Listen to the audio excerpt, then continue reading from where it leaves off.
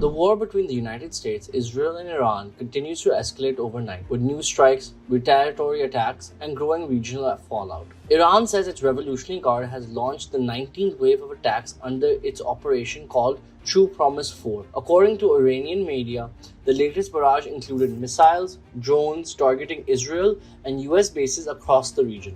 As those attacks continued, explosions were seen lighting up the skies over Tehran, with fireballs rising near a highway north of the capital, as Israel had intensified its air campaign inside Iran. Strikes hit Tehran, Qom, and areas around Isfahan's province, targeting buildings linked to Bahji Parliamentary Force and Iranian Internal Security Command. Iranian media says the death toll now surpasses 1,000, with thousands more injured, including hundreds of children. The International Atomic Agency says damage was visible at buildings near the Isfahan nuclear site, but there has been no damage to nuclear material and no risks of radiation. Amid the ongoing bombardment, Iran has postponed the funeral ceremony of Supreme Leader Ayatollah Ali Khamenei, who was killed in the first wave of US-Israeli strikes. Authorities say logistical issues and security concerns delayed the event, which is expected to draw massive crowds.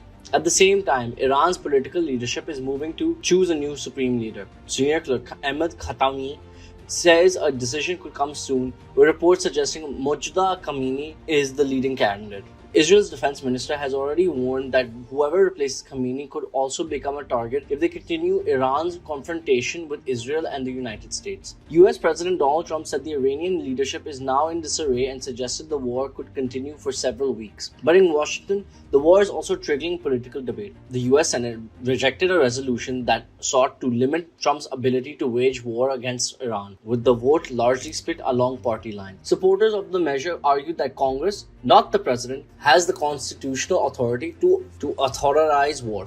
While the conflict intensifies, it also is spreading across the region. Iranian media says Iranian forces launched strikes in northern Iraq targeting Kurdish armed forces accused of planning attacks against Iran. The strikes has reportedly hit positions of Qom group near Iran-Iraq border. Iran's Foreign Minister Abbas Araghchi also spoke with the president of Iran's Kurdistan region, warning about a potential militant activity along the border. In the Gulf, security fears are rising as well. Authorities in Qatar ordered residents near the US Embassy in Doha to evacuate as a precaution, while the US State Department has urged the American citizens to leave the Middle East immediately if possible. Saudi Arabia said its air defenses intercepted 3 drones, and the kingdom's foreign minister held talks with US Secretary of State Marco Rubio about the ongoing attacks. At sea, the crisis is also affecting shipping.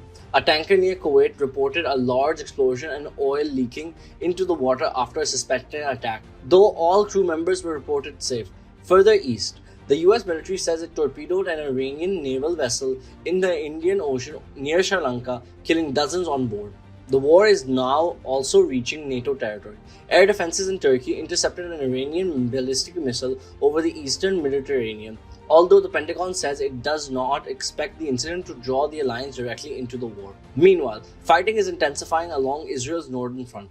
Israel's strikes have hit Lebanon, including the Bedouin Palestinian refugee camp in Tripoli and vehicles near Beirut's airport road. At least 3 people were killed in the latest attacks. Israel says it's expanding operation in southern Lebanon to push Hezbollah fighters away from the border and create a buffer zone, raising fears in Lebanon that Israeli forces could hold territory for a longer period. Diplomatic tensions are also rising beyond the Middle East. Spain has firmly denied claims by the White House that it agreed to cooperate with the US military operations against Iran. Prime Minister Pedro Sanchez reiterated that Madrid opposes the war and warned against repeating mistakes like 2003's Iraq invasion. Iranian President Masoud Pezeshkian even praised Spain's stance, calling it a rare example of Western opposition to the conflict. Canadian's Prime Minister Mark Carney has taken a more cautious position, saying his country will stand by allies and not rule out future participation. And the war is already hitting the global economy. Shipping through the Strait of Hormuz